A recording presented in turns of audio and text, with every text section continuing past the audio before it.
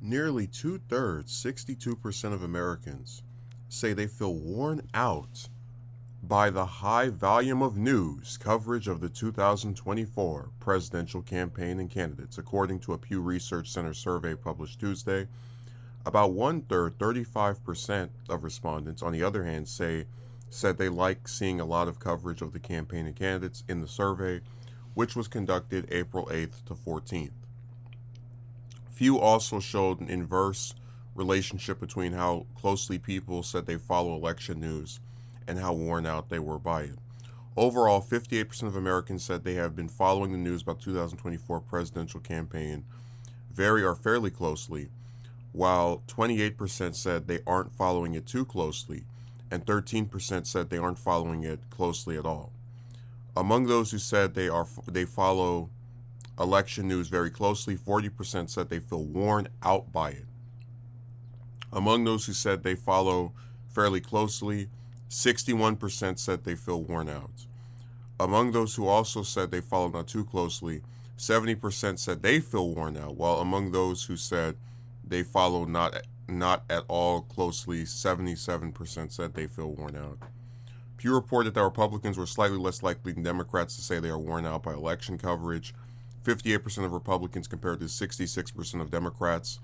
Conservative Republicans were significantly less likely, 55%, to be worn out by the coverage than moderate or liberal Republicans, 65%. The poll comes as Americans have long reported feeling dread and exhaustion about the prospects of a rematch between President Biden and former President Trump. I thought this was very interesting because it really gets into the affiliations of people and how much this stuff can kind of make someone just sick of it. I will say it's interesting that the conservative Republicans are the most likely to feel worn out, are the least likely to feel worn out, because I think what it is, the more ideological people are, the less likely they are to just get tired of hearing about the same thing over and over again. They want to have their biases or whatever other positions they have stated to them over and over. But no, this is part of a trend we've seen, actually, where, like, the article tries to say, oh, people are tired of hearing of the possibility and now the very high likelihood of a rematch between Trump and Biden. But in all seriousness, in general, these cycles can get very tedious, because what you have typically is a set of people will announce they're running, a set of people who usually you don't hear from that often in the past. Now, Trump and Biden are both exceptions because they've both been president.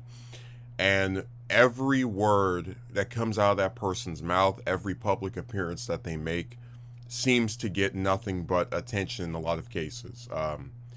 So if this person, for example, goes to some event and speaks there, they cover it for a day or two. If they put out a statement about some new issue, they cover that for a day or even longer.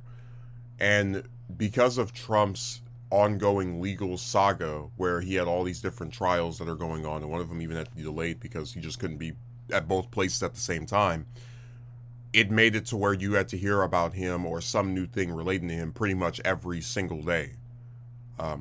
On top of, Biden, who also you would still see multiple times a week as well. And that's not even counting all those different primary candidates on the Republican side, where a lot of these people had no snowball's chance in hell of winning, and they still, whether it was Pence, Christie, people that just were polling at like 5, 6, even lower than that percent, still were getting coverage that was, if not daily, then several times a week. I mean, we got to a point with Haley where it seemed like every few days I would see, oh, she's doing this rally over here, or she's at this campaign event. It goes on, and it lasts like this really from the start of the year, before the election, so like January, February, March of 2023, for example. That's when a lot of those people start getting in the race. And it doesn't stop until November of this year. So it's really an almost 2-year cycle. And that's the craziest part to me, that you almost see 2 years of hearing about the same handful of people over and over again, who, once they lose the election, are just going to go and disappear, and you'll only hear from them once or twice a year, if not even less likely, depending on if they're currently holding office or whatnot. So what I'm getting at is it's kind of designed on purpose to be this exhaustive thing where you learn all this stuff about this person, which, depending on if they win or not, will come back and be more important. And if it isn't, it's just a waste of time. And I see where someone could just get sick of every day. Haley said this, Biden said this, Trump said this, Ramaswamy said this. It gets really annoying because it just seems as if you're watching this extended job interview that doesn't seem to be progressing, except for once every several months, every several weeks when they have a debate, or once they finally start having the actual contest after the person's been running for damn near a year.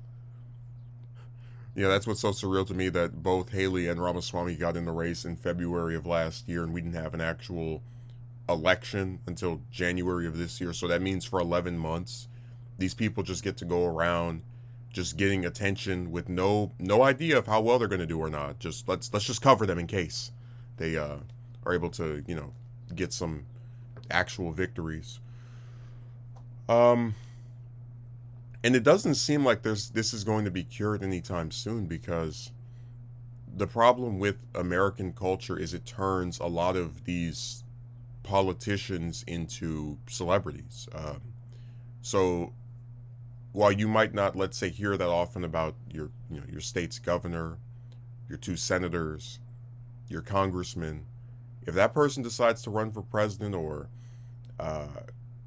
vice president, or is related to something having to do with the White House, they're going to receive a lot of just unprecedented attention in most cases, and you'll probably get tired of hearing about them. You'll probably get sick of seeing them, and there just doesn't seem to be any solution other. I guess you could just try to not pay attention to some of the people in the article mentioned, but then you might not know that much about what's going on, which is something I don't encourage. I don't like purposeful ignorance, and possibly make some voting choice that you'll later on regret because you weren't informed. It's damned if you do, damned if you don't. But hopefully, at some point, and I don't know if it'll be this cycle or next cycle, we'll see less attention for people that aren't actually having any chance of winning, and maybe we can keep it to where when you do hear about them, it's probably some major event like a debate, or some big speech where it's just once or twice a month and then they cover that. It's hard to get into the minutia of what's too much coverage and what is, because some people just won't watch this stuff at all. We talked about the mundane existence before. People will just let this thing go on for a whole year, and then they might have some idea of who's running, and then that's it, with very little knowledge of if the person has any positions they actually agree with. So I would just say it's hard to mitigate this. And I do understand to some extent where people get sick of it. I get tired every week. Trump, Biden, Trump, Biden, Trump, Biden, and it's going to be that way for at least the next 6 months, if not longer, because we don't know how this cycle is going to go, at least definitively yet. So this coverage, man, it never stops.